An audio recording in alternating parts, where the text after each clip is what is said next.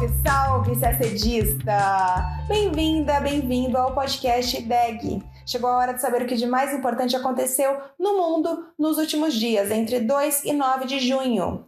Falaremos da tragédia da destruição de uma barragem no sul da Ucrânia. A União Europeia apontou a Rússia como principal suspeita pelas explosões. Outro assunto que está dando o que falar é o restabelecimento de relações entre Irã e Arábia Saudita. Nesta semana, em mais um passo de aproximação, o Irã reabriu sua embaixada em Riad, que também recebeu a visita do secretário de Estado norte-americano Antony Blinken.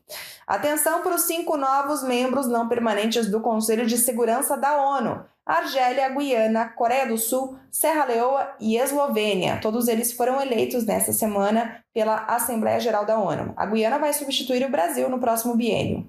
E contaremos o que foi discutido nas reuniões do chanceler brasileiro Mauro Vieira a Addis Abeba e Paris. Uma ótima revisão de política externa brasileira sobre comércio internacional e relações com a África. Tudo isso em detalhes você acompanha agora no nosso podcast.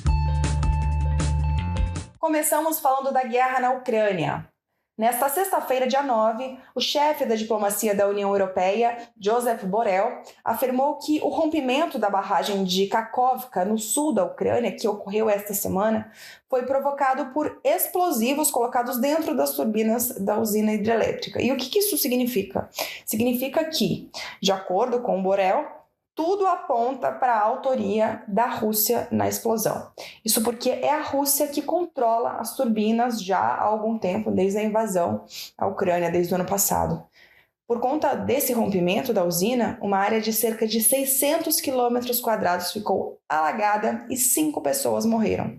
Milhares de pessoas tiveram de deixar suas casas. As convenções de Genebra proíbem que represas sejam alvos em tempo de guerra, justamente pelo potencial de destruição sobre os civis. Rússia e Ucrânia seguem se acusando mutuamente pela autoria da explosão, porque ela ocorreu, sim, como já dissemos, em uma área ocupada pela Rússia, só que foi nessa região que as tropas ucranianas iniciaram uma ofensiva para tentar recuperar o domínio da área. A Rússia acusou na quinta-feira a Ucrânia na Corte Internacional de Justiça por ter, segundo a Rússia, destruído a barragem com enormes ataques de artilharia. O Itamaraty publicou nota na ocasião do rompimento da barragem, afirmando que o evento demonstra, mais uma vez, o trágico e duradouro impacto da guerra para as populações civis e também a urgência da busca do entendimento entre as partes com vistas à cessação das hostilidades. O governo brasileiro afirma que está disposto a colaborar, inclusive com as organizações internacionais competentes, para a mitigação das consequências do incidente. Além disso, considera indispensável a apuração de responsabilidades no episódio por entidade internacional isenta e independente. Agora falamos de Oriente Médio. Na terça-feira, dia 6, o Irã reabriu sua embaixada na Arábia Saudita após 7 anos de distanciamento entre os dois países. No mesmo dia, o governo iraniano afirmou que um dos eixos principais da relação bilateral deverá ser a cooperação nuclear sob a supervisão da AIEA.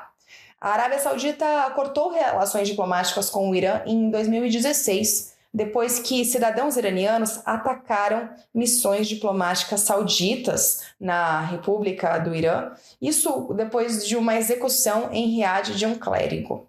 7 anos depois, no último dia 10 de março, Irã e Arábia Saudita decidiram retomar as relações diplomáticas sob mediação da China. Além de estreitar os laços em áreas como economia e tecnologia, os dois países concordaram em respeitar a soberania e não interferir em assuntos internos um do outro.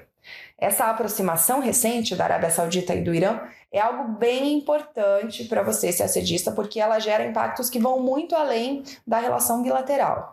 Envolvem, inclusive, a China, que fez a mediação, os Estados Unidos, que são um parceiro clássico da Arábia Saudita e inimigos do Irã na região, e também essa aproximação pode influenciar boa parte da correlação de forças do Oriente Médio, sim, porque pode inclusive impactar diretamente a guerra civil no Iêmen, que já dura quase 8 anos e que provocou uma das maiores crises humanitárias recentes no mundo. O Irã, que tem maioria xiita, e a Arábia Saudita, que tem maioria sunita, apoiam rivais nessa e em várias outras zonas de conflito no Oriente Médio. No Iêmen, o Irã apoia os rebeldes hutis, enquanto a Arábia Saudita lidera uma coalizão militar pró-governo iemenita. Sobre os Estados Unidos, no mesmo dia da abertura da embaixada iraniana em Riad, no dia 6, o secretário de Estado dos Estados Unidos, Antony Blinken, chegou à Arábia Saudita para tentar estabilizar o relacionamento entre os dois países, que passou por alguns estremecimentos envolvendo principalmente o preço do petróleo e as violações de direitos humanos supostamente cometidas por autoridades sauditas. Entre os temas previstos na agenda estavam os conflitos no Sudão e no Iêmen, além do processo de normalização das relações entre Arábia Saudita e Israel, outro tradicional aliado dos Estados Unidos na região. Falamos agora de ONU. Na terça-feira, dia 6, a Assembleia Geral das Nações Unidas elegeu os 5 membros não permanentes do Conselho de Segurança para o próximo biênio. Os países eleitos foram Argélia, Guiana, Coreia do Sul, Serra Leoa e Eslovênia. Eles assumirão seus assentos no dia 1º de janeiro de 2024 e permanecem até o final de 2025. A Guiana ocupará uma cadeira reservada ao Grupo América Latina e Caribe, que até o dia 31 de dezembro está com o Brasil. 6 países concorreram aos 5 lugares disponíveis, mas na Europa Oriental havia 2 candidatos para apenas uma cadeira, Eslovênia e Belarus, mas foi a Eslovênia que foi eleita. Os membros rotativos do Conselho de Segurança são indicados por grupos regionais por um período de 2 anos. Com a entrada desses 6 novos países, os que deverão deixar o órgão no final do ano são Gabão, Gana, Emirados Árabes Unidos, Albânia e Brasil. Já Equador, Japão, Malta, Moçambique e Suíça seguem com seus mandatos não permanentes até o fim de 2024. O Conselho de Segurança é composto por 15 países membros. Desse total, 5 têm assento permanente: China, Estados Unidos, França, Reino Unido e Rússia. Todos os permanentes têm poder de veto. O resto do órgão é formado por 10 membros não permanentes que não têm poder de veto. A cada ano, 5 novos países são eleitos para compor o Conselho, que é a instância da ONU responsável pela manutenção da paz e segurança internacionais. O Itamaraty publicou nota congratulando os governos de Argélia, Coreia do Sul, Eslovênia, Guiana e Serra Leoa pela eleição. O Brasil, que ocupa assento não permanente no Conselho no biênio 2022-2023, afirma que trabalhará com os novos membros em favor da manutenção da paz e da segurança internacionais e de outros objetivos e princípios da Carta da ONU. Agora falamos de política externa brasileira. O ministro das Relações Exteriores do Brasil, Mauro Vieira, viajou para Addis Abeba, capital da Etiópia, em um esforço do governo brasileiro para estreitar os laços comerciais e políticos com os países africanos. O chanceler brasileiro se reuniu na segunda-feira, dia 5, com o primeiro-ministro etíope Abiy Ahmed, a quem o ministro reafirmou que as relações entre Brasil e África são prioritárias para o governo Lula. Segundo Itamaraty, o objetivo da viagem foi abrir possibilidades de negócios para empresas brasileiras e preparar o caminho para a futura viagem do presidente Lula ao continente. Um dos temas tratados foi o interesse da fabricante brasileira de aeronaves Embraer de estabelecer negócios com a empresa Ethiopian Airlines.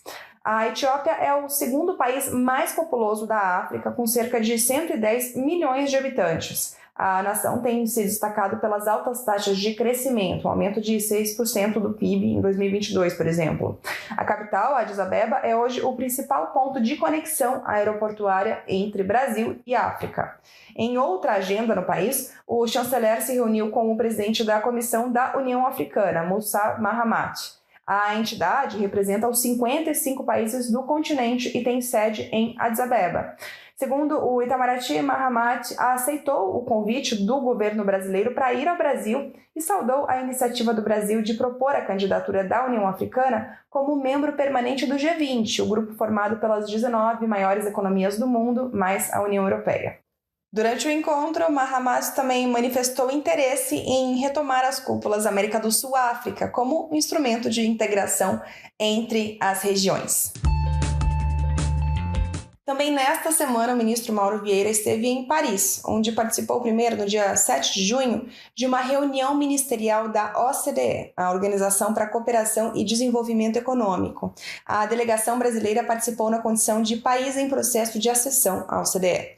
Durante sua participação, o ministro destacou a sustentabilidade ambiental e a inclusão social como eixos de atuação do governo brasileiro a partir da posse do presidente Lula.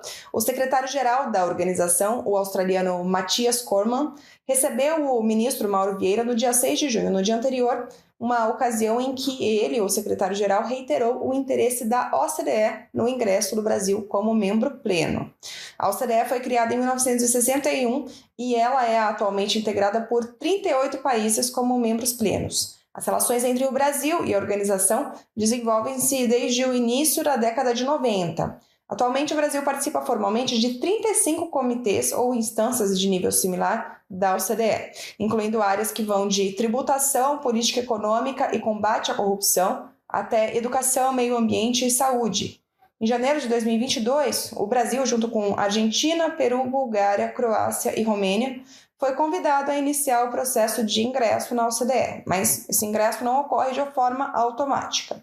O país candidato tem que adequar sua legislação interna a uma série de medidas exigidas.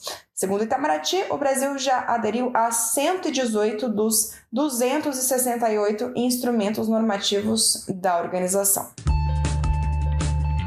Seguimos com política externa brasileira. Ainda em Paris, entre os dias 7 e 8 de junho, o ministro Mauro Vieira participou de duas reuniões relacionadas à Organização Mundial do Comércio, a OMC.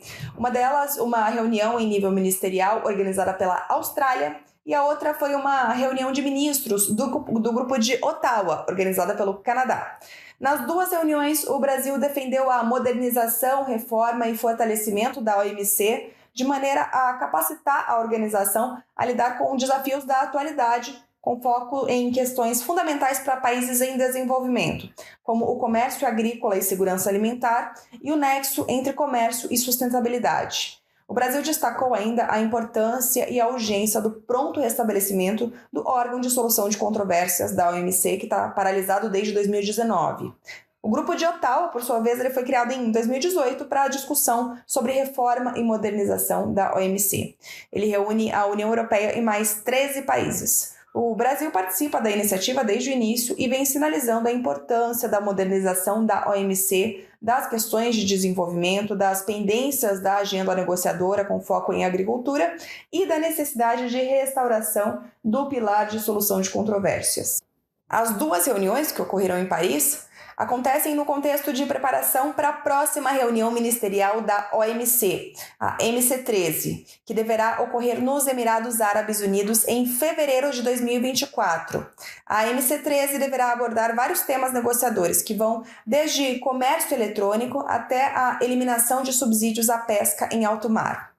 Segundo Itamaraty, além de buscar resultados específicos em temas de seu interesse na MC13, o Brasil defende que os membros da OMC passem a se reunir em nível ministerial com frequência anual e que a organização busque soluções multilateralmente acordadas para questões que vêm ganhando impulso na atual conjuntura econômica, como subsídios industriais e agrícolas e comércio e sustentabilidade.